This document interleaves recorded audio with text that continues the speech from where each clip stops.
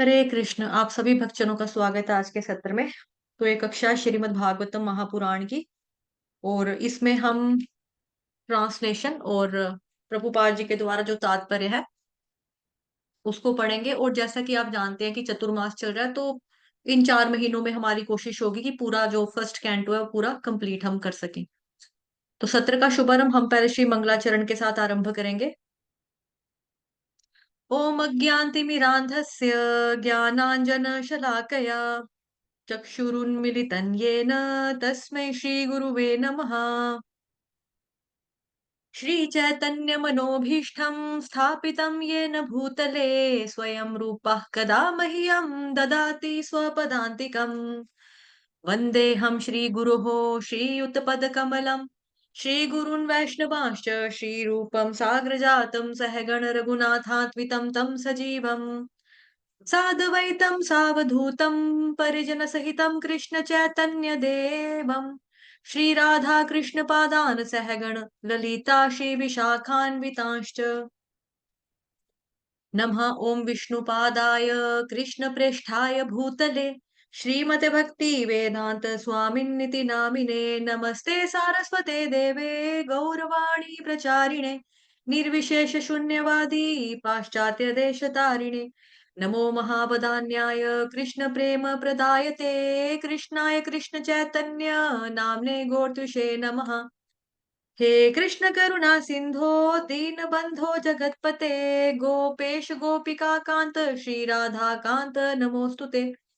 तप्त कांचन गौरांगी श्री राधे वृंदावनेश्वरी वृषभानुसुते देवी प्रणमामि हरिप्रिये। कल्पतरुभ्यश्च कृपा सिन्धुभयेव च पतितानां पावनेभ्यो वैष्णवेभ्यो नमो नमः। जय श्री कृष्ण चैतन्य प्रभु नित्यानंद श्री अद्वैत गदाधर श्रीवासादि गौर भक्त वृंद। हरे कृष्ण कृष्ण कृष्ण हरे हरे हरे राम राम राम हरे हरे। हरे कृष्ण कृष्ण कृष्ण हरे राम राम राम हरे हरे। हरे कृष्ण। तो आप सभी भक्तजनों का स्वागत है आज के सत्र में। तो हम शुरू करेंगे, क्योंकि पहले भी हम पढ़ चुके हैं। तो उसमें हमने वो पढ़ लिया था, इसका ऑलरेडी जो प्रीफेस होता है, इंट्रोडक्शन होता है। तो हम सीधा, जो भी शिक्षक गुरु ने जो हमें आदेश दिया है टेम्पल से, वो यही बोला है कि आप सीधा पहले श्लोक से आपको पढ़ना शुरू करना है और उसका ट्रांसलेशन और तात्पर्य पढ़ना है। तो अध्याय 1, मुनियों की जिज्ञासा। ओम नमो भगवते वासुदेवाय। ओम नमो भगवते वासुदेवाय। ओम नमो भगवते वासुदेवाय। जन्माद्यस्य यतोऽन्वयादितरतश्चार्थेष्वभिज्ञस्वराट् तेने ब्रह्महृदाय आदिकवये मुह्यन्ति यत्सूरयः तेजो वारिमृदां यथा विनिमयो यत्र त्रिसर्गो मृषा धाम्ना स्वेन सदा निरस्तकुहकम् सत्यं परं धीमहि सत्यं परं धीमहि। हरे कृष्णा।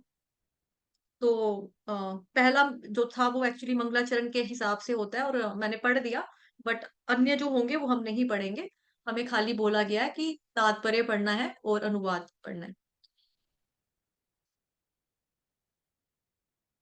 इसके जो वर्ड मीनिंग है, शब्दार्थ, वो भी हमें स्किप करने को बोला, वो भी स्किप करेंगे। हे प्रभु, हे वसुदेव पुत्र श्री कृष्ण, हे सर्वव्यापी भगवान, मैं आपको सादर नमस्कार करता हूँ। मैं भगवान श्री कृष्ण का ध्यान करता हूँ, क्योंकि वे परम सत्य हैं और व्यक्त ब्रह्मांडों की उत्पत्ति, पालन तथा संहार के समस्त कारणों के आदि कारण हैं। वे प्रत्यक्ष तथा अप्रत्यक्ष रूप से सारे जगत से अवगत रहते हैं और वे परम स्वतंत्र हैं, क्योंकि उनसे परे अन्य कोई कारण है ही नहीं। उन्होंने ही सर्वप्रथम आदि जीव ब्रह्मा जी के हृदय में वैदिक ज्ञान प्रदान किया। उन्हीं के कारण बड़े बड़े मुनि तथा देवता उसी तरह मोह में पड़ जाते हैं, जिस प्रकार अग्नि में जल या जल में स्थल देखकर कोई माया के द्वारा मोहग्रस्त हो जाता है। उन्हीं के कारण ये सारे भौतिक ब्रह्मांड, जो प्रकृति के 3 गुणों की प्रतिक्रिया के कारण अस्थायी रूप से प्रकट होते हैं, वास्तविक लगते हैं, जबकि ये अवास्तविक होते हैं। अतः मैं उन भगवान श्री कृष्ण का ध्यान करता हूँ, जो भौतिक जगत के भ्रामक रूपों से सर्वथा मुक्त अपने दिव्य धाम में निरंतर वास करते हैं। मैं उनका ध्यान करता हूँ, क्योंकि वे ही परम सत्य हैं। तात्पर्य जगत गुरु शील प्रभुपाद द्वारा शील प्रभुपाद की जय। भगवान वासुदेव को नमस्कार करना प्रत्यक्ष रूप से वसुदेव तथा देवकी के दिव्य पुत्र भगवान श्री कृष्ण को इंगित करता है। इस तथ्य की अधिक व्याख्या इस ग्रंथ में सुस्पष्ट रूप से की जाएगी। यहाँ पर श्री व्यासदेव दृढ़ता पूर्वक कहते हैं कि श्री कृष्ण ही आदि भगवान है और अन्य सभी रूप उनके प्रत्यक्ष या अप्रत्यक्ष पूर्ण अंश या अंशांश हैं। श्री जीव गोस्वामी ने अपनी कृति कृष्ण संदर्भ में इस विषय की विशद व्याख्या की है और आदि जीव ब्रह्मा ने अपने ग्रंथ ब्रह्म संहिता में श्री कृष्ण विषयक यथेष्ट व्याख्या की है। सामवेद उपनिषद में भी यह बताया गया है कि भगवान श्री कृष्ण देवकी के दिव्य पुत्र हैं। इसीलिए इस स्तुति का यह पहला कथन बताता है कि भगवान श्री कृष्ण आदि भगवान है। यदि परम भगवान किसी दिव्य नाम से जाने जा सकते हैं, तो वह कृष्ण शब्द ही होना चाहिए, जिसका अर्थ है सर्व आकर्षक। श्रीमद् भगवत गीता में भगवान ने कई स्थलों पर स्वयं को आदि भगवान घोषित किया है और इसकी पुष्टि अर्जुन के द्वारा तथा नारद व्यास आदि बड़े बड़े मुनियों के द्वारा भी की गई है। पद्म पुराण में यह भी कहा गया है कि भगवान के असंख्य नामों में से श्री कृष्ण नाम सर्व प्रमुख है। वासुदेव नाम भगवान के पूर्ण अंश का सूचक है और भगवान के अन्य सभी रूप जो वासुदेव से अभिन्न हैं, इस ग्रंथ में बताए गए हैं। वासुदेव नाम विशिष्ट रूप से वसुदेव या देवकी के दिव्य पुत्र का सूचक है। सन्यासियों में सिद्ध परमहंसों द्वारा श्री कृष्ण का ध्यान सदा ही किया जाता है। वासुदेव अथवा भगवान श्री कृष्ण ही समस्त कारणों के कारण हैं। जितनी भी वस्तुओं का अस्तित्व है, वे सभी भगवान से ही उद्भूत हैं। ऐसा किस तरह है? इसकी व्याख्या इस ग्रंथ के अगले अध्यायों में की गई है। महाप्रभु श्री चैतन्य ने इस ग्रंथ को निर्मल पुराण कहा है, क्योंकि इसमें भगवान श्री कृष्ण का दिव्य आख्यान है। श्रीमद् भागवतम महापुराण का इतिहास भी अत्यंत महिमामय है। इसका संकलन श्री व्यासदेव जी ने दिव्य ज्ञान में परिपक्वता प्राप्त करने के पश्चात किया। उन्होंने अपने आध्यात्मिक गुरु श्री नारद जी के अनुदेशों के अंतर्गत इसकी रचना की। व्यासदेव ने समस्त वैदिक वांगम्य का संकलन किया, जिसमें चारों वेद, वेदांत सूत्र या ब्रह्म सूत्र, पुराण, महाभारत आदि सम्मिलित हैं। किंतु वे इतने पर भी संतुष्ट नहीं हुए। जब उनके गुरु नारद ने उनके इस असंतोष को देखा, तो उन्होंने उनको भगवान श्री कृष्ण के दिव्य कार्यकलापों के विषय में लिखने का उपदेश दिया। ये दिव्य कार्यकलाप इस ग्रंथ के दशम स्कंध में विशेष रूप से वर्णित है। तो जो 10th कैंटो की यहाँ पर बात हो रही है ना, वो ऑलरेडी आप लोगों ने पढ़ा हुआ है। जब हमने कार्तिक मास था, तो उसमें हमने, याद होगा आपको, श्री कृष्णा बुक पढ़ी थी। इंग्लिश में बोलते हैं श्री कृष्णा बुक और हिंदी में पूर्ण पुरुषोत्तम भगवान श्री कृष्ण, जो कि वो जो बुक है वो बेसिकली 10th कैंटो का ही कंपाइलेशन है। वो ऑलरेडी पढ़ा हुआ है। ये दिव्य कार्यकलाप इस ग्रंथ के दशम स्कंध में विशेष रूप से वर्णित है, किंतु इसका सार तत्व प्राप्त करने के लिए मनुष्य को चाहिए कि वह धीरे धीरे ज्ञान विकसित करके क्रमशः आगे बढ़े। तो यहाँ पे एक चीज हमें बताई जा रही है कि कभी भी श्रीमद् भागवतम महापुराण अगर पढ़ना है, तो छलांग नहीं लगानी है। यूजुअली क्या होता है कि जैसे हम लोग जाते हैं सुनने के लिए, श्रवण करने के लिए कथाओं इत्यादि में, तो उसमें क्या होता है, 6 दिन की कथा, 7 दिन की कथा, भागवत सप्ताह जिसको कहते हैं। उसमें सीधा-सीधा वो रासलीला के कांसेप्ट को ही पकड़ते हैं कई जो होते हैं जो मतलब अन्य संप्रदायों के लोग, इस्कॉन वालों की बात नहीं कर रही हूँ, ठीक है? वैसे भी जो साप्ताहिक होता है उसमें मेन-मेन चीज़ें बताई जाती हैं, बट हम जैसे जो लोग हैं अगर हम यही सोचें सीधा-सीधा कि हम सीधा 10वें स्कंद में ही छलांग लगा देंगे, 9th में पढ़ लेते हैं, ऐसे नहीं करना है। तो एक हमें सिस्टम बताया गया है, तो वही बताया है, धीरे-धीरे ज्ञान विकसित करके क्रमशः आगे बढ़े। तो भागवतम पुराण पढ़ने का तरीका ही यही है कि पहले आपको फर्स्ट कैंटो पढ़ना है, फिर सेकंड, थर्ड सो ऑन ऐसे करते-करते आपको जाना है आगे, ठीक है? यह स्वाभाविक है कि चिंतनशील मनुष्य सृष्टि का उद्गम जानना चाहता है। रात्रि में वह आकाश में तारों को देखता है और स्वाभाविक है कि वह उनके निवासियों के विषय में कल्पनाएं करता है। ऐसी जिज्ञासा मनुष्य के लिए स्वाभाविक है क्योंकि उसकी चेतना विकसित है जो पशुओं की तुलना में उच्च है।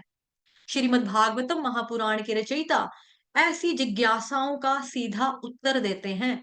वे कहते हैं कि भगवान श्री कृष्ण समस्त सृष्टियों के उद्गम हैं। वे ना केवल ब्रह्मांड के सृष्टा हैं, वरन उनके संहर्ता भी हैं। इस दृश्य जगत की उत्पत्ति भगवान की इच्छा से किसी काल में होती है। कुछ काल तक इसका परिपालन होता है और तब उनकी ही इच्छा से इसका संहार हो जाता है। अतएव समस्त जागतिक कार्यों के पीछे उनकी परम इच्छा रहती है।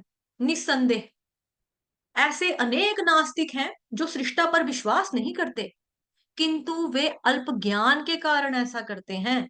उदाहरणार्थ, आधुनिक विज्ञानी ने अंतरिक्ष उपग्रह बनाए हैं जिन्हें किसी ना किसी युक्ति से बाहरी आकाश में प्रक्षिप्त किया जाता है और दूर बैठे विज्ञानी के निर्देश से ये कुछ काल तक आकाश में उड़ते रहते हैं। इसी प्रकार असंख्य तारों तथा ग्रहों से युक्त सारे ब्रह्मांड भगवान की बुद्धि द्वारा नियंत्रित होते हैं। वैदिक साहित्य में कहा गया है कि परम सत्य पुरुषोत्तम भगवान समस्त पुरुषों में प्रधान है। प्रथम सृजित जीव ब्रह्मा से लेकर एक छोटी से छोटी चींटी तक सारे जीव ही जीव हैं। ब्रह्मा से ऊपर भी अपनी अपनी क्षमताओं वाले अन्य व्यक्तित्व हैं और भगवान भी ऐसे ही व्यक्तित्व हैं। जिस तरह अन्य जीव व्यक्ति हैं, उसी तरह भगवान भी एक व्यक्ति हैं, किंतु परमेश्वर या परम पुरुष में उत्कृष्टतम बुद्धि होती है और उनमें विभिन्न प्रकार की श्रेष्ठतम अचिंत्य शक्तियां होती हैं। यदि मनुष्य का मस्तिष्क अंतरिक्ष उपग्रह बना सकता है, तब तो कोई भी बहुत ही आसानी से कल्पना कर सकता है कि मनुष्य से उच्चतर कोटि का मस्तिष्क ऐसे आश्चर्यजनक वस्तुएं बना सकता है जो कहीं अधिक श्रेष्ठ हो। विचारवान व्यक्ति इस तर्क को आसानी से स्वीकार कर लेगा, किंतु ऐसे कुछ कट्टर नास्तिक होते हैं जो इससे कभी भी सहमत नहीं होंगे।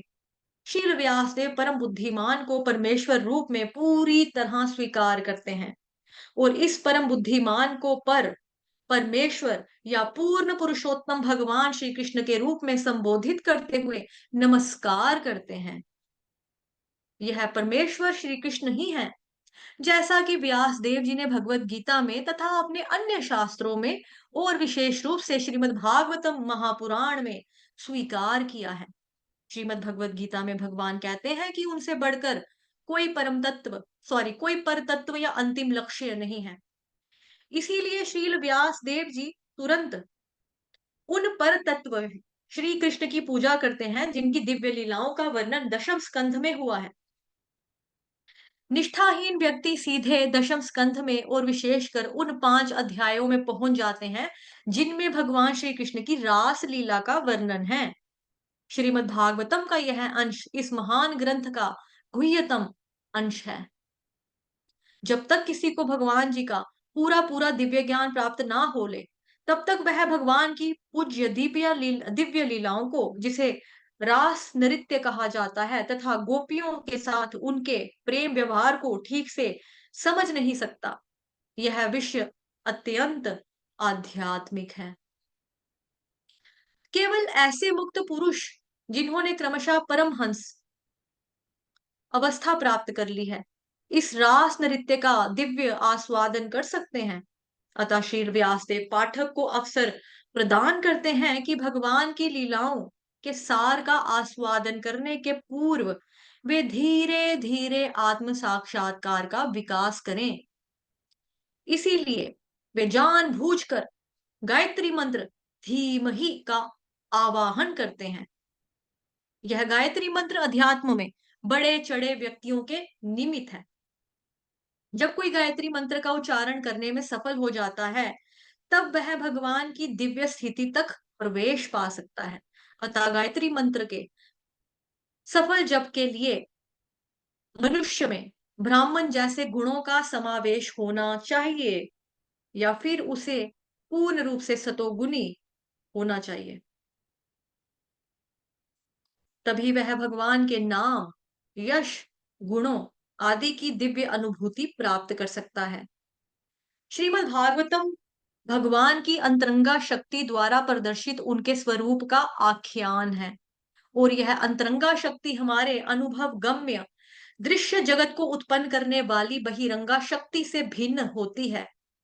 शील व्यासदेव जी ने इस श्लोक में इन दोनों शक्तियों में अंतर स्पष्ट किया है। वे कहते हैं कि प्रकट अंतरंगा शक्ति वास्तविक है, जबकि भौतिक जगत के रूप में प्रकट होने वाली बहिरंगा शक्ति अनित्य है और मृग मरीचिका जैसी है। मृग मरीचिका में वास्तविक जल नहीं रहता, केवल जल का आभास रहता है। वास्तविक जल तो कहीं अन्यत्र रहता है। यह दृश्य जगत एक वास्तविकता जैसा प्रतीत होता है, किंतु वास्तविकता तो आध्यात्मिक जगत में होती है, और यह तो उसकी छाया यानी कि प्रतिबिंब मात्र है। परम सत्य तो वैकुंठ लोक यानी कि चिदाकाश में है, भौतिक आकाश में नहीं। भौतिक आकाश में प्रत्येक वस्तु सापेक्ष सत्य है। कहने का तात्पर्य यह है कि एक सत्य किसी अन्य पर आश्रित होता है। यह दृश्य जगत प्रकृति के तीनों गुणों की अंतःक्रिया से बनता है, और यह अनित्य जगतबद्ध जीव के मोहग्रस्त मन को वास्तविकता का भ्रम प्रस्तुत करने वाला होता है। बद्ध जीव अनेका अनेक योनियों में प्रकट होते हैं, जिनमें ब्रह्मा, इंद्र, चंद्र जैसे उच्चतर देवता भी सम्मिलित हैं। यथार्थ में प्रकट जगत में कोई वास्तविकता नहीं है, किंतु यह वास्तविक जैसा प्रतीत होता है। वास्तविकता का अस्तित्व तो वैकुंठ लोक में है, जहां पुरुषोत्तम भगवान अपनी दिव्य सामग्री के साथ नित्य विद्यमान रहते हैं। किसी जटिल निर्माण कार्य का मुख्य इंजीनियर निर्माण कार्य में स्वयं भाग नहीं लेता, किंतु वह इसके कोने कोने से परिचित रहता है, क्योंकि सारा कार्य उसी के निर्देशन में संपन्न होता है। वह प्रत्यक्ष एवं अप्रत्यक्ष रूप से निर्माण कार्य के विषय में हर बात जानता है। इसी प्रकार भगवान भी इस दृश्य जगत के सर्वोपरि अभियंता होने के कारण इसके कोने कोने से परिचित हैं। यद्यपि सारे कार्य देवताओं द्वारा संपन्न किए जाते हैं, इस भौतिक सृष्टि में ब्रह्मा से लेकर एक क्षुद्र चींटी तक कोई भी स्वतंत्र नहीं है। हर स्थान पर भगवान का हाथ देखने में आता है। सभी भौतिक तत्वों के साथ साथ आध्यात्मिक स्फुलिंगों का उद्भव उन्हीं से होता है। इस भौतिक जगत में जो कुछ भी उत्पन्न होता है, वह भौतिक तथा आध्यात्मिक यानी कि अपरा तथा परा शक्तियों की ही अंतःक्रियाओं से होता है, जो परम सत्य भगवान श्री कृष्ण से उद्भूत होती हैं। एक रसायन शास्त्री अपनी प्रयोगशाला में बैठे बैठे हाइड्रोजन तथा ऑक्सीजन मिलाकर जल उत्पन्न कर सकता है, किंतु वास्तव में जीव तो परमेश्वर के निर्देशानुसार प्रयोगशाला में कार्य करता है, और वह रसायन वेत्ता जिन सामग्रियों से कार्य संपन्न करता है, वे भगवान द्वारा प्रदान की गई हैं। भगवान प्रत्यक्ष तथा अप्रत्यक्ष रूप से प्रत्येक वस्तु को जानते हैं, तथा वे सभी सूक्ष्म बातों को जानने वाले हैं तथा संपूर्ण स्वतंत्र हैं। उनकी तुलना सोने की खान से की जा सकती है, जबकि विभिन्न रूपों वाले दृश्य जगत की तुलना सोने से बनी विविध वस्तुओं से की जा सकती है, जैसे सोने की अंगूठी, हार इत्यादि। सोने की अंगूठी तथा सोने के हार के गुण खान में पाए जाने वाले सोने के ही समान होते हैं, किंतु खान का सोना परिमाण में भिन्न है। अतः परम सत्य एक ही है और साथ ही साथ भिन्न भी है। परम सत्य के तुल्य पूरी तरह से कुछ भी नहीं है, किंतु साथ ही परम सत्य से स्वतंत्र भी कुछ नहीं है। संपूर्ण ब्रह्मांड के शिल्पी ब्रह्मा से लेकर एक नगण्य चींटी तक सारे बद्ध जीव सृजन का कार्य करते हैं, किंतु इनमें से कोई भी परमेश्वर से स्वतंत्र नहीं है। भौतिकतावादी व्यक्ति व्यर्थ ही यह सोचता है कि उसके अतिरिक्त अन्य कोई सृष्टा नहीं है। यह माया या भ्रम कहलाता है। अल्प ज्ञान के कारण भौतिकतावादी अपनी अपूर्ण इंद्रियों के परे देख नहीं पाता और इस प्रकार से वह सोचता है कि पदार्थ किसी श्रेष्ठ बुद्धि के बिना ही स्वतः आकार ग्रहण करता है। किंतु शील व्यासदेव जी ने इस श्लोक में इसका खंडन किया है। चूंकि परम पूर्ण या परम सत्य प्रत्येक वस्तु के उद्गम है, अतः परम सत्य के शरीर से स्वतंत्र कोई भी वस्तु नहीं हो सकती। देह के साथ जो कुछ भी घटित होता है वह देही को तुरंत ज्ञात हो जाता है। इसी प्रकार यह सृष्टि उस परम पूर्ण का शरीर है, ता इस सृष्टि में जो कुछ भी घटित होता है उसे वे प्रत्यक्ष तथा अप्रत्यक्ष रूप से जानते हैं। श्रुति मंत्र में यह भी कहा गया है कि परम पूर्ण या ब्रह्म समस्त वस्तुओं का चरम उद्गम है। प्रत्येक वस्तु उन्हीं से उद्भूत है, उन्हीं के द्वारा पालित है और अंत में उन्हीं में प्रवेश कर जाती है। यही प्रकृति का नियम है। स्मृति मंत्र में इसी की पुष्टि की गई है। यह कहा गया है कि ब्रह्मा के कल्प के प्रारंभ में जिस उद्गम से सारी वस्तुएं उद्भूत होती हैं और अंततः जिस आगार में वे प्रवेश करती हैं वह परम सत्य या ब्रह्म है। भौतिक विज्ञानी यह मानकर चलते हैं कि ग्रह मंडल का उद्गम सूर्य है, किंतु वे सूर्य का उद्गम नहीं बता पाते।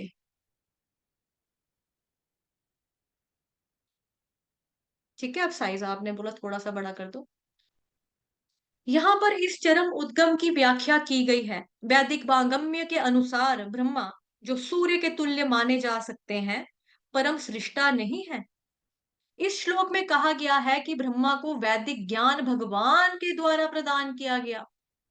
कोई चाहे तो यह तर्क कर सकता है कि प्रथम जीव होने के नाते ब्रह्मा को प्रेरित नहीं किया जा सकता था, क्योंकि उस समय कोई दूसरा व्यक्ति जीवित ना था। यहाँ पर यह कहा गया है कि परमेश्वर ने गौण सृष्टा ब्रह्मा को प्रेरित किया, जिससे वे सृजन कार्य कर सकें। अतः समस्त सृष्टि के पीछे जो परम बुद्धि कार्य करती है वह पर ब्रह्मा श्री कृष्ण है। श्रीमद् भगवद गीता में भगवान श्री कृष्ण कहते हैं कि वे ही पदार्थ की समग्रता को गठित करने वाली सृजक शक्ति यानी प्रकृति का निरीक्षण करते हैं। अतएव श्री व्यासदेव ब्रह्मा की नहीं अपितु परमेश्वर की पूजा करते हैं, जो सृष्टि कार्यों में ब्रह्मा का मार्गदर्शन करने वाले हैं। इस श्लोक में अभिज्ञ तथा स्वराट शब्द महत्वपूर्ण है। ये दो शब्द परमेश्वर तथा अन्य सभी जीवों में अंतर बताते हैं। दूसरा कोई भी जीव अभिज्ञ या स्वराट नहीं है, अर्थात कोई भी जीव ना तो पूरी तरह जानता है ना ही पूर्ण रूप से स्वतंत्र है। यहाँ तक कि सृष्टि करने के लिए ब्रह्मा को भी परमेश्वर का ध्यान करना होता है। तो फिर आइंस्टाइन जैसे महान विज्ञानियों के विषय में क्या कहा जा सकता है? ऐसे विज्ञानियों का मस्तिष्क निश्चित रूप से किसी मनुष्य की उपज नहीं है।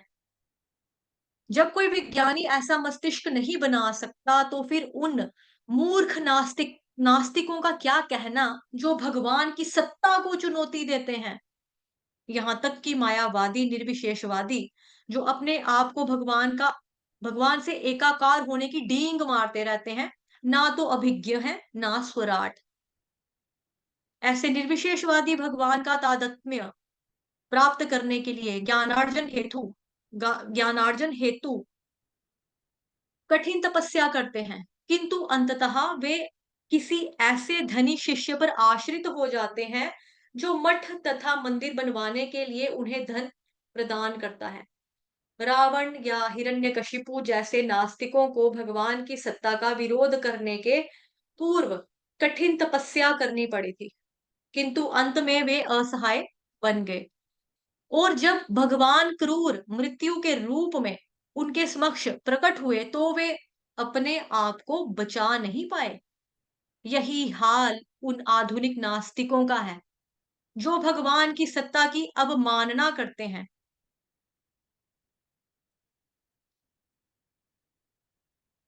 ऐसे नास्तिकों को वैसा ही दंड मिलेगा, क्योंकि इतिहास की पुनरावृत्ति होती है।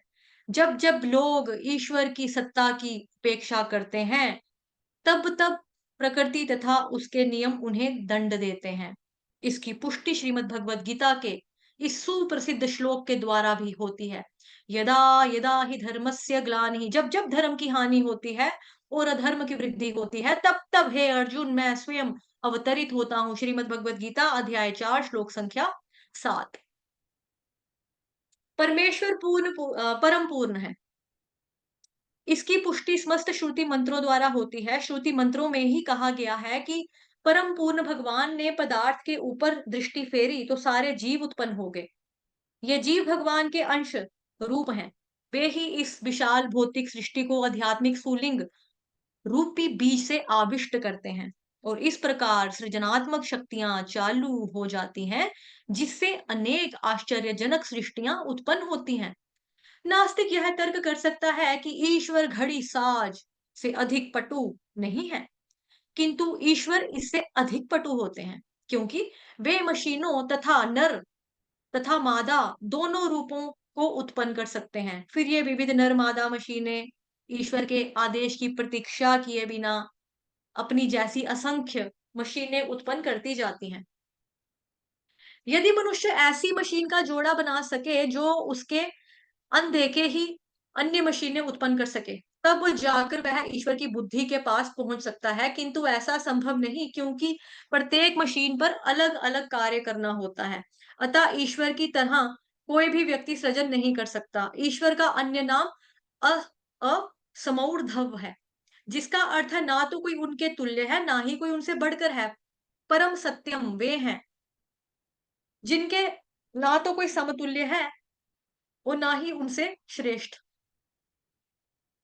इसकी पुष्टि श्रुति मंत्रों में की गई है। ऐसा कहा गया है कि इस भौतिक ब्रह्मांड की उत्पत्ति के पूर्ण भगवान ही विद्यमान थे, जो हर किसी के स्वामी हैं। उन्होंने ही ब्रह्मा को वैदिक ज्ञान का उपदेश दिया। इन्हीं भगवान की आज्ञा से सब प्रकार पालनीय है। जो कोई भवबंधन से छूटना चाहता है, उसे उन्हीं की शरण में जाना होगा और इसकी पुष्टि श्रीमद् भगवद गीता में भी की गई है। सर्वधर्मान् परित्यज्य माम एकम शरणम व्रज, है ना श्लोक। जब तक मनुष्य परमेश्वर के चरण कमलों की शरण ग्रहण नहीं करता, तब तक उनका मोहग्रस्त होना निश्चित है। जब कोई बुद्धिमान पुरुष कृष्ण के चरणार विंद की शरण ग्रहण करके कृष्ण को समस्त कारणों का कारण मान लेता है, जैसा कि श्रीमद् भगवद गीता में भी कहा गया है, तभी व्यक्ति महात्मा बन सकता है। किंतु ऐसे महात्मा यदा कदा ही दिखते हैं। स महात्मा सुदुर्लभः, ये वो वाला श्लोक है। ठीक है। केवल ऐसे महात्मा समझ सकते हैं कि भगवान ही समस्त सृष्टियों के आदि कारण है। वे परम या परम सत्य हैं, क्योंकि अन्य सारे सत्य उन्हीं से जुड़े हुए हैं। वे सर्वज्ञ हैं, इसीलिए उनके लिए कोई मोह नहीं होता। कुछ मायावादी विद्वान तर्क करते हैं कि श्रीमद् भागवतम की रचना श्री व्यास देव जी ने नहीं की, और इन्हीं में कुछ लोग अपने विचार रखते हैं कि यह ग्रंथ आधुनिक रचना है और गोपदेव नामक किसी व्यक्ति ने लिखा है। ऐसे व्यर्थ के तर्कों का खंडन करते हुए श्री श्रीधर स्वामी कहते हैं कि कई प्राचीनतम पुराणों में भागवतम का उल्लेख हुआ है। भागवतम का पहला श्लोक गायत्री मंत्र से प्रारंभ होता है। इसका उल्लेख प्राचीनतम पुराण मत्स्य पुराण में है। उस पुराण में भागवत में आए गायत्री मंत्र का उल्लेख करते हुए कहा गया है कि आध्यात्मिक उपदेशों से युक्त अनेक कथाएं हैं जो गायत्री मंत्र से प्रारंभ होती हैं, और उनमें वृतासुर का इतिहास भी दिया गया है। यह भी उल्लेख है कि जो कोई पूर्णमासी के दिन इस महान ग्रंथ का दान करता है, उसे जीवन की सर्वोच्च सिद्धि प्राप्त होती है और वह भगवान के धाम वापिस जाता है। अन्य पुराणों में भी श्रीमद् भागवतम का संदर्भ आया है, जिसमें यह स्पष्ट कहा गया है कि यह ग्रंथ 12 स्कंधों में पूर्ण हुआ है, जिसमें 18,000 श्लोक हैं। ठीक है, आई होप आप लोग अच्छे से श्रवण कर रहे हैं। तो क्योंकि शाम को क्विज डालूंगी, मैं पोल डालूंगी, आप लोगों को अटेम्प्ट करने हैं। ठीक है, तो बहुत ही अच्छे से ध्यान पूर्वक पढ़ेंगे। आप लोगों के पास हार्ड कॉपी भी है, अपनी बुक से भी आप लोग पढ़ें। ठीक है, और हाईलाइट कर लो, जैसे मैं बीच बीच में हाईलाइट कर रही हूँ, उन चीजों को थोड़ा थोड़ा हाईलाइट करेंगे। क्योंकि इसमें मेरे पास मतलब कि इतना अनुमति नहीं दी है कि इसमें हम एक्सप्लेन करें। क्योंकि 4 महीनों में पूरा कैंटो कंप्लीट करना है, तभी करके संस्कृत वाला पाठ शब्दार्थ जो है उसको स्किप करके हम खाली तात्पर्य पढ़ रहे हैं प्रभुपाद जी के द्वारा, और अनुवाद जो है ट्रांसलेशन वो पढ़ रहे हैं, जो मेन मेन बताया जैसा हमें गाइड किया। पद्म पुराण में भी गौतम महाराज अम्बरीश की वार्ता में भागवत का उल्लेख हुआ है। वहां पर राजा को उपदेश दिया गया है कि यदि वे भव बंधन से मोक्ष चाहते हैं, तो नियमित रूप से श्रीमद् भागवतम का पाठ करें। ऐसी परिस्थितियों के अंतर्गत भागवत की प्रामाणिकता असंदिग्ध है। विगत 500 वर्षों में अनेक प्रकांड विद्वानों तथा आचार्यों यथा जीव गोस्वामी, सनातन गोस्वामी, विश्वनाथ चक्रवर्ती, वल्लभाचार्य तथा श्री चैतन्य महाप्रभु के पश्चात भी अन्य अनेक प्रसिद्ध विद्वानों ने भागवत पर विशद टीकाएं की हैं। ऐसे में गंभीर अधेयता को चाहिए कि दिव्य उपदेशों के अधिक आस्वादन के लिए इन सब का अध्ययन करें। श्री विश्वनाथ चक्रवर्ती ठाकुर ने मौलिक तथा शुद्ध यौन मनोविज्ञान यानी कि आदि रस की विशेष विवेचना की है, जो समस्त भौतिक उन्माद से रहित है। यह सारी भौतिक सृष्टि विषय जीवन के सिद्धांत के आधार पर गतिशील है। आधुनिक सभ्यता में विषयी जीवन ही सारे कार्यकलापों का केंद्र बिंदु है। जिधर भी कोई अपना मुख मोड़ता है, उधर उसे विषयी जीवन का प्राधान्य देखने को मिलता है। अतः विषयी जीवन अवास्तविक नहीं है, इसकी वास्तविकता आध्यात्मिक जगत में अनुभव की जाती है। भौतिक विषयी जीवन तो मौलिक तथ्य का विकृत प्रतिबिंब मात्र है। वास्तविक तथ्य तो परम सत्य में है। अतः परम सत्य कभी निराकार नहीं हो सकता। निराकार रहते हुए शुद्ध यौन जीवन रख पाना संभव नहीं है। फलस्वरूप निर्विशेषवादी चिंतकों ने ग्रहित संसारिक विषय जीवन को अप्रत्यक्ष प्रोत्साहन दिया है, क्योंकि उन्होंने परम सत्य की निराकारता यानी कि निर्विशेषता पर अत्यधिक बल दिया है। इसीलिए काम के वास्तविक आध्यात्मिक रूप को ना जानने के कारण मनुष्यों ने विकृत भौतिक विषयी जीवन को ही सब कुछ मान रखा है। रुग्ण भौतिक अवस्था के विषय जीवन तथा आध्यात्मिक विषय जीवन में अंतर है। तो ये आई थिंक हमने कल परसों मॉर्निंग क्लास में भी चर्चा की थी, क्या अंतर है। ठीक है, श्रीमद् भगवत गीता मॉर्निंग वाली क्लास में, मॉर्निंग बैच में डिस्कस किया था। श्रीमद् भागवत पूर्वाग्रह रहित पाठक को धीरे धीरे अध्यात्म की पूर्णावस्था तक ले जाने वाला है। यह मनुष्य को भौतिक कार्यों के 3 प्रकार सकाम कर्म, काल्पनिक दर्शन तथा कार्यकारी देवताओं की पूजा से ऊपर उठने में सक्षम बनाएगा। ऊपर उठना उठाने में, सॉरी, पूजा से ऊपर उठाने में, नॉट उठने में, उठाने में सक्षम बनाएगा, जिनका विधान वैदिक श्लोकों में है। तो अभी हमारे पास समय है, सेकंड श्लोक अब हम पढ़ेंगे। अनुवाद। यह भागवत पुराण भौतिक कारणों से प्रेरित होने वाले समस्त धार्मिक कृत्यों को पूर्ण रूप से बहिष्कृत सॉरी बहिष्कृत बहिष्कृत करते हुए सर्वोच्च सत्य का प्रतिपादन करता है, जो पूर्ण रूप से शुद्ध हृदय वाले भक्तों के लिए बोध गम्य है। यह सर्वोच्च सत्य वास्तविकता है, जो माया से पृथक होते हुए सबों के लिए कल्याण के लिए है। ऐसा सत्य तीनों प्रकार के संतापों को समूल नष्ट करने वाला है। महामुनि व्यास देव द्वारा अपनी परिपक्व अवस्था में संकलित यह सौंदर्य पूर्ण भागवत ईश्वर साक्षात्कार के लिए अपने आप में पर्याप्त है। तो फिर अन्य किसी शास्त्र की क्या आवश्यकता है। जैसे जैसे कोई ध्यान पूर्वक तथा विनीत भाव से भागवत के संदेश को सुनता है, वैसे वैसे ज्ञान के इस संसार यानी कि अनुशीलन से उसके हृदय में परमेश्वर स्थापित हो जाते हैं। तो यहाँ पे दो इंपॉर्टेंट चीजें जो कि मैं बिल्कुल शॉर्ट में बताऊंगी कि आत्म साक्षात्कार करना है तो उसके लिए बताया गया कि ये जितने भी शास्त्र है ना, उसमें से देखो भागवतम महापुराण को कहा जाता है ग्रंथराज श्रीमद् भागवतम महापुराण। मतलब सभी ग्रंथों का राजा है, ये किंग है, इसमें सब कुछ है। ठीक है? अगर आपको साक्षात्कार करना है तो ये काफ़ी है। ईश्वर साक्षात्कार करना तो ये काफ़ी है, बाकी नहीं है उतना। ठीक है? और दूसरी यहाँ पर चीज़ बताई है कि किस भाव से आपको सुनना है, विनीत भाव से, विनम्रता वाला भाव रखकर सुनना है। ये एक क्वालिटी है। ठीक है? ये एक एलिजिबिलिटी कह सकते हैं आप इसको, एलिजिबिलिटी है, ये क्वालिटी है कि आप कैसे सुनेंगे इसको, विनीत भाव से आपको भागवतम के संदेश को सुनना है। तो वैसे-वैसे ज्ञान के संस्कार अनुशीलन से उसके हृदय में परमेश्वर स्थापित हो जाते हैं। तो हमें बहुत ही श्रद्धा पूर्वक, विनम्रता के साथ, ठीक है? तो इसका श्रवण करना है। तात्पर्य जगत गुरु श्रील प्रभुपाद द्वारा शील प्रभुपाद की जय। धर्म में 4 मूल विषय सम्मिलित हैं। पुण्य कर्म, आर्थिक विकास, इंद्रिय तुष्टि तथा भव बंधन से मोक्ष। अधार्मिक जीवन बर्बर अवस्था है। वस्तुतः मानव जीवन का समारंभ धर्म के सूत्रपात से होता है।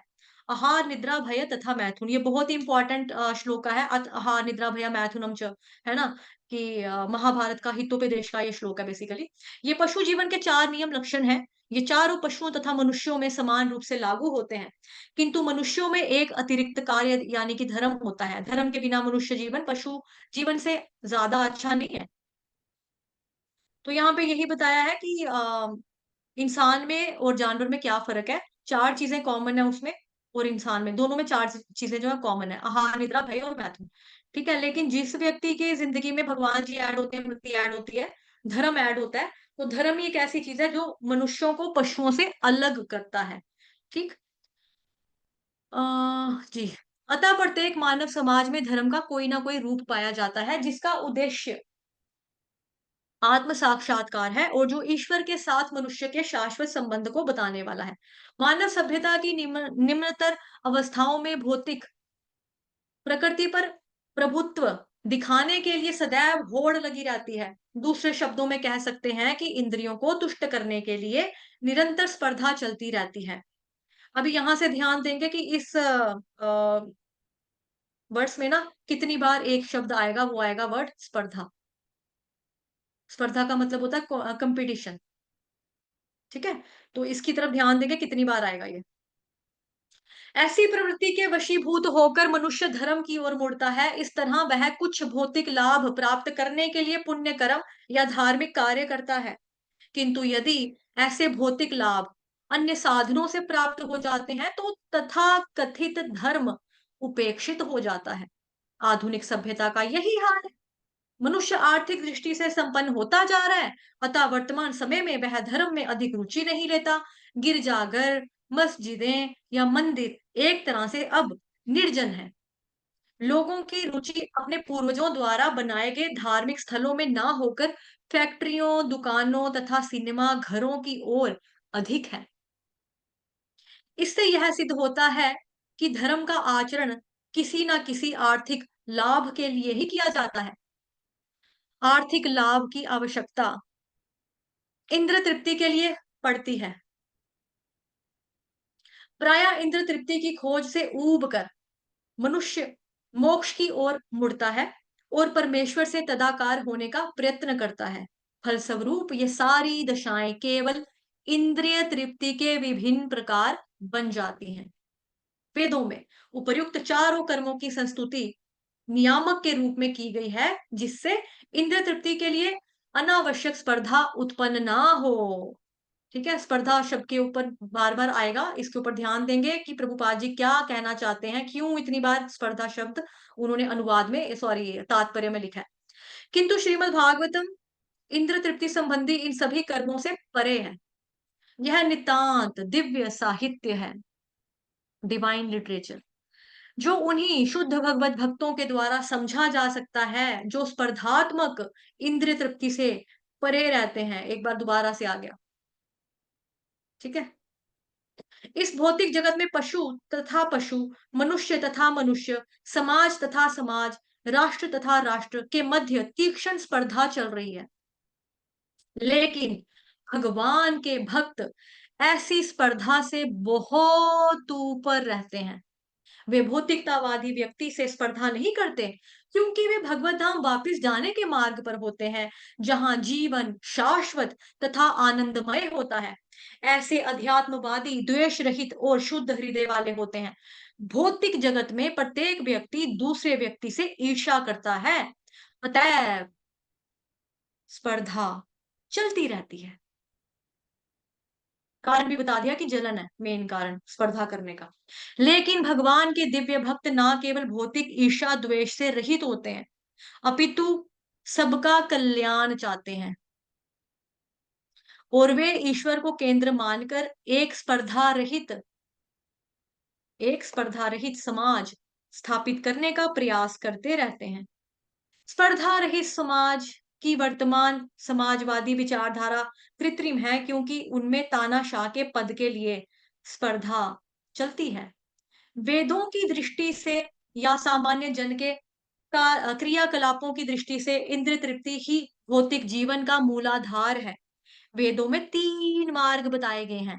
पहला है श्रेष्ठतर लोकों की प्राप्ति के उद्देश्य से सकाम कर्म करना। 1 सेकंड रुकेंगे, कोई दरवाजे पे आया, सिर्फ 1 मिनट के लिए। मैं डोर खोल के आई।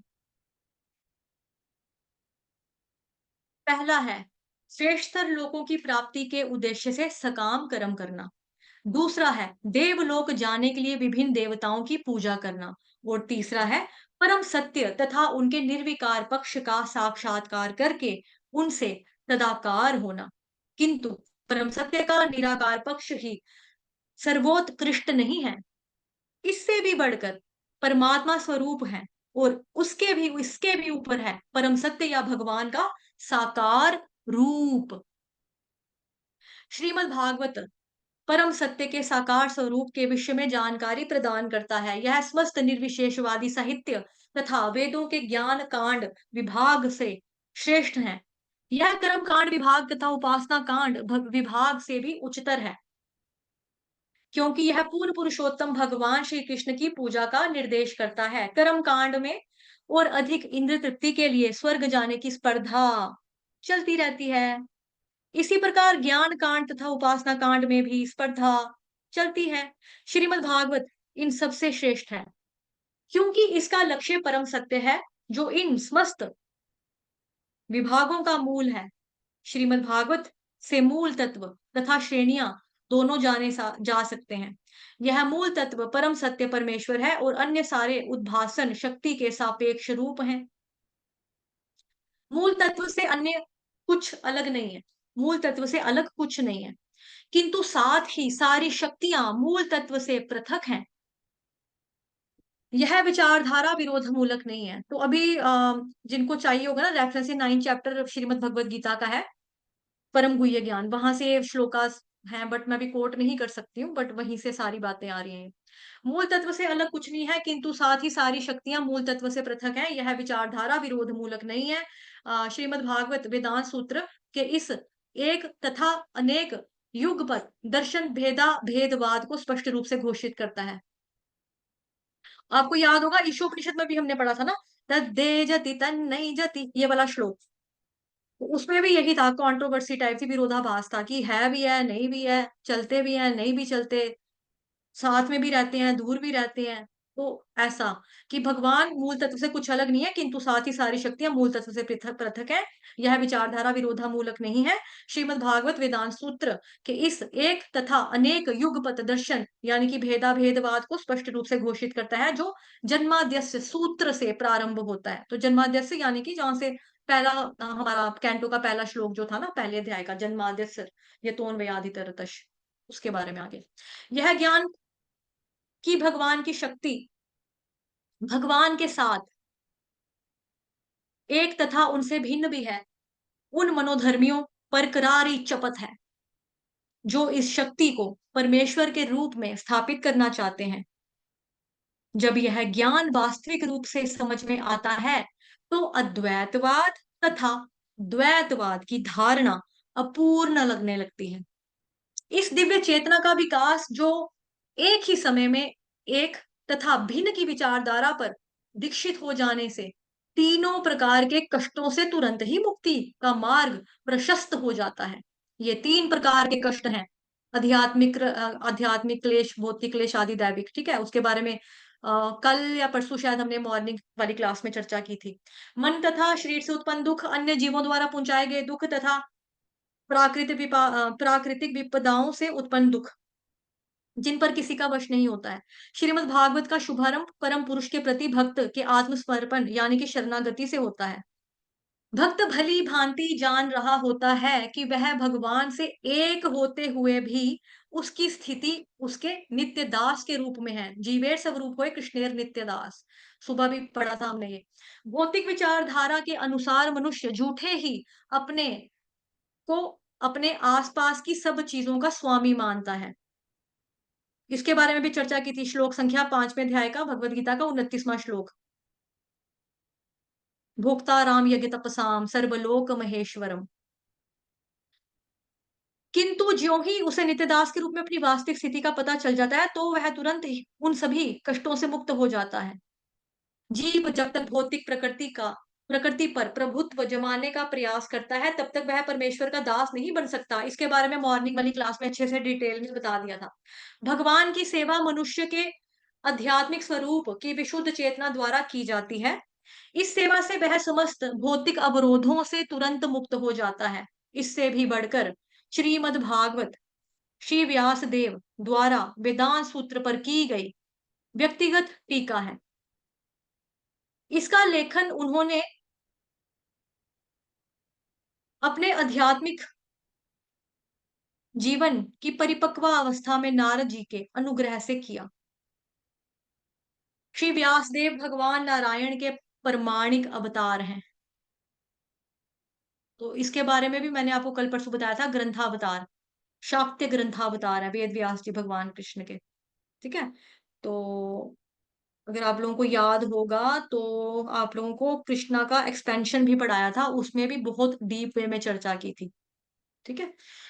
अतः उनकी प्रामाणिकता पर किसी भी प्रकार का प्रश्न नहीं उठाया जा सकता। वे अन्य सभी वैदिक साहित्यों के रचयिता हैं, तो भी वे श्रीमद् भागवत के अध्ययन को उन सबों से बढ़कर बताते हैं।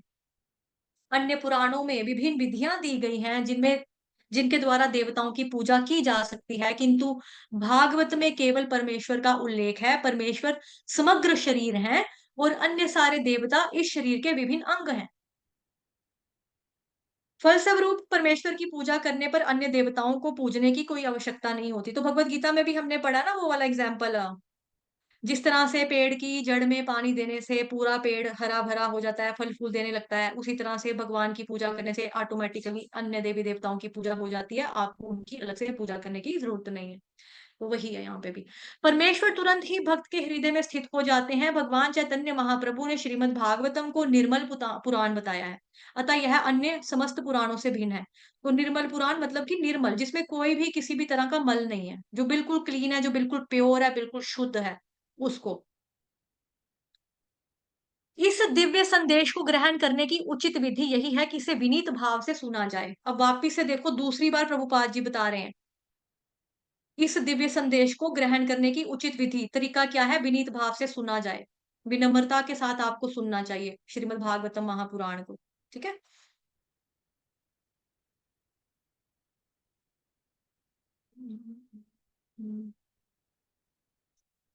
चुनौती देने की प्रवृत्ति से इस दिव्य संदेश को ग्रहण करने की मदद नहीं मिल सकती।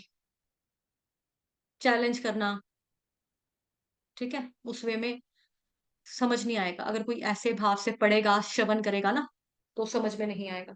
यहाँ पर उचित मार्गदर्शन के लिए एक शब्द प्रयुक्त है, शुश्रूषु। मनुष्य को इस दिव्य संदेश को सुनने के लिए उत्सुक रहना चाहिए। निष्ठा पूर्वक सुनने यानी कि श्रवण करने की कामना ही इसकी पहली योग्यता है। आप सभी लोगों से रिक्वेस्ट है, जितने भी लोग प्रेजेंट हैं आज, तो 4 महीने तक तो कम से कम प्लीज रहना प्रेजेंट। ठीक है? 4 महीने में हमको फर्स्ट कैंटो कंप्लीट करना है।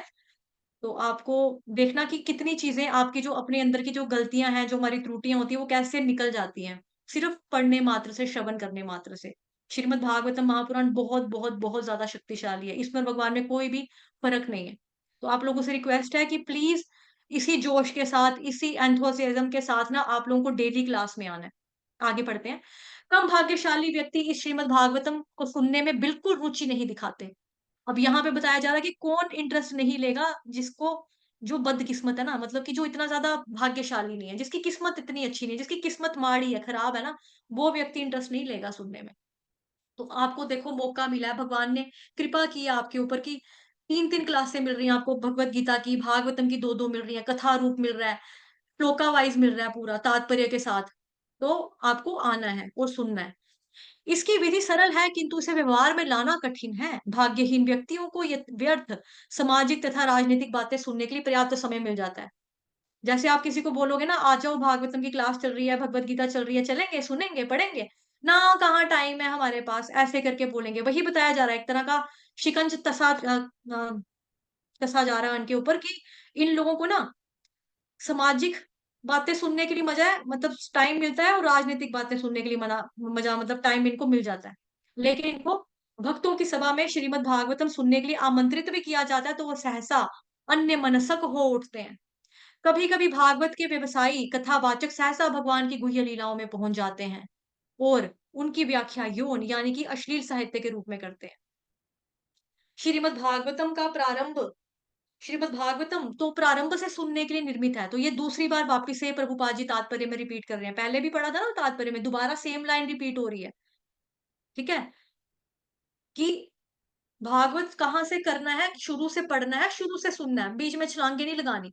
पहले अब जैसे देखो हम इस्कॉन से हैं, तो हमें प्रभुपाद जी ने क्या एक दिया है हमको, एक हमारा असूल दिया है, प्रिंसिपल है कि आप जब भी भगवान जी के अर्च विग्रह के दर्शन करोगे तो आपने भगवान जी के चरणों से पहले शुरुआत करनी है। सबसे पहले चरण में ही आपने शीश झुकाना है, चरणों के ही दर्शन करने हैं, फिर धीरे-धीरे ऊपर आना है। धीरे-धीरे, धीरे-धीरे करके ऊपर आना है। तो पहला कैंटो और दूसरा कैंटो जो है ना, वो भगवान जी के चरण है, चरण कमल है। तो भगवान जी के अगर हम चरणों को अच्छे से समझेंगे, सुनेंगे, पढ़ेंगे तो ऑटोमैटिकली आपको भगवान जी का सब समझ में आएगा। ठीक है? तो श्रद्धा के साथ विनीत भाव से बिना किसी छुट्टी नागा मारे हुए आपको डेली आना है और शुरू से पढ़ना है, शुरू से ही श्रवण करना है। कल-परसों भी मुझे एक प्रभु जी का मैसेज आया था कि मुझे बीच में से किसी क्लास में बिठा लेना, क्योंकि 1-2 जगह पे 4th, 5th कैंटो जहाँ पे हम पढ़ते हैं वहाँ पे चल रहे हैं। एक जगह पे 4th कैंटो, एक जगह 5th कैंटो है। तो उनको मैंने बोला कि नहीं प्रभु जी, बीच में नहीं आपको डालेंगे, कहीं पर भी आना है, कहीं पे भी नया बैच शुरू होगा, तो स्टार्टिंग से ही जाना है पढ़ने के लिए। पहले दिन से, पहला पहला जहाँ पे तात्पर्य पढ़ाया जा रहा होगा, वहाँ से ही पढ़ना है, स्टार्टिंग से, बिल्कुल स्टार्टिंग से। बीच में नहीं पढ़ना है, बीच से नहीं पढ़ना है। हरे कृष्णा जी, रजत साही प्रभु जी, ये वाली जो क्लास का टाइम है इवनिंग में 6 से 7 बजे का रहेगा और जो कथा रूप का समय है, वो 1 बजे का रहेगा। इन केस अगर कुछ प्रॉब्लम हुआ बीच में, तो वो ग्रुप में चैनल में डाल दिया जाएगा, लिंक दे दिया मैंने यहाँ पे, आप इसको लाइक कर लेना, तो वहाँ पे ही इन्फॉर्मेशन आएगी। ठीक है? बाकी यूट्यूब पे रिकॉर्डिंग भी आ जाएगी इन केस अगर आपका स्किप होता है तो। बट कोशिश यही करनी है कि आपको ज़ूम की क्लास में आना है, यहाँ वाली क्लास में आना है। क्योंकि यूजुअली क्या होता है कि जो चीज़ आपकी रह जाती है ना कि हम यूट्यूब में बाद में देख लेंगे, तो फिर वो बाद की बात ही रहती है, वो कभी अभी नहीं बन पाता, वो कभी का कभी बन जाता है और फिर वो कभी-कभी आता ही नहीं है। श्रीमद् भागवत तो प्रारंभ से सुनने के लिए निर्मित है, जो लोग इस ग्रंथ को आत्मसात कर लेते हैं, उनका उल्लेख इसी श्लोक में है। अब ध्यान देंगे यहाँ पे इन्वर्टेड कामा में देखो क्या बताया जा रहा है। कोई व्यक्ति अनेक पुण्य कर्मों के बाद श्रीमद् भागवत सुनने के योग्य बन पाता है, तो अपने आप को खुशकिस्मत समझो कि आपने कोई ऐसा कोई पुण्य कर्म किया था कि जो आप इस कक्षा में बैठे हैं, है ना? तो आपने कोई पुण्य किया है, कोई सुकृति कमाई थी आपने, कोई व्यक्ति अनेक पुण्य, एक भी नहीं अनेक बहुत सारे पुण्यों की बात हो रही है यहाँ पे, प्लूरल वर्ड आ गया, है ना? कर्मों के बाद श्रीमद् भागवतम सुनने के योग्य बन पाता है। महामुनि व्यासदेव बुद्धिमान एवं विचारवान व्यक्तियों को आश्वासन देते हैं कि श्रीमद् भागवतम का श्रवण करने से उन्हें भगवान का प्रत्यक्ष साक्षात्कार हो सकता है। अगर आप अच्छे से भगवान जी के श्रद्धा के साथ विनिम्र भाव होकर, ठीक है, बिना छुट्टी किए, बिना बंक मारे क्लास में डेली श्रवण करोगे तो क्या होगा, भगवान जी का साक्षात्कार प्रत्यक्ष मतलब कि डायरेक्ट साक्षात्कार हो सकता है। डायरेक्ट साक्षात्कार मतलब कि आपके सामने भगवान साक्षात आकर खड़े हो जाएँगे, आपसे बातें करेंगे। बट उसके लिए आपको श्रद्धा चाहिए। नित्यम भागवत सेवया, भागवत की सेवा इसी में है कि आपको डेली पढ़ना है। वेदों में वर्णित साक्षात्कार की विभिन्न अवस्थाओं को पार किए बिना ही इस संदेश को ग्रहण करने के लिए सहमत होने मात्र से मानव परमहंस पद को तुरंत प्राप्त कर लेता है। कि मानो कि कुछ चीजें हैं, जैसे किसी ने अभी भगवत गीता नहीं पढ़ी है, कुछ लगेगा आपको कि यार थोड़ा सा टफ हो रहा है हमारे लिए, बट आप इसको केवल श्रवण करते रहोगे ना, सिर्फ श्रवण करोगे, और या फिर जैसे मैंने बोल दिया कि आप ये अच्छे से पढ़ोगे, श्रवण करोगे, भगवान जी के दर्शन हो जाएँगे आपको, ठीक है? आप खुशकिस्मत हो जो आपको यहाँ पे कक्षा का मौका मिल गया, आप यहाँ पर आकर श्रवण कर रहे हो, ठीक है? आप विनीत भाव से सुनो, आप श्रद्धा से सुनो। आपने सिर्फ इस चीज़ को, इसके ऊपर आपने संदेश को ग्रहण करने के लिए आपने बोला हाँ, मैं रोज़ आऊँगा। जैसे प्रभु जी ने मैसेज किया, इन प्रभु जी का क्या नाम है? रजत प्रभु जी। इन्होंने मैसेज किया, मैं रोज़ आऊँगा, मैं डेली आऊँगा शाम को पढ़ने के लिए। अब ये सहमत हो गए, तो सहमत करने से क्या हो गया? इस मानव को परमहंस पद को ये तुरंत प्राप्त कर सकते हैं। खाली इकरार करने से कि हाँ, मैं रोज़ आऊँगा, मैं रोज़ सुनूँगा, मुझे चाहिए भागवतम महापुराण, मैंने पढ़नी है, मैंने सुननी है, मैंने सीखना है। तो इनका इसी से परमहंस पद को ये प्राप्त कर सकते हैं। अगला श्लोक जो बहुत ही इम्पोर्टेंट है, बट वो हम कल पढ़ेंगे, 7 बजने वाले हैं, 3 मिनट रह गए हैं। तो जो लोग भक्ति वैभव कर रहे हैं उनको लर्न करने के लिए मैं दे देती हूँ। पहले 3 श्लोकास जो है वो लर्न करने हैं, ठीक है? जो लोग भक्ति वैभव कर रहे हैं, उस ग्रुप से अगर कोई है तो। तो 3 श्लोक आपको ये लर्न करने हैं पहले वाले।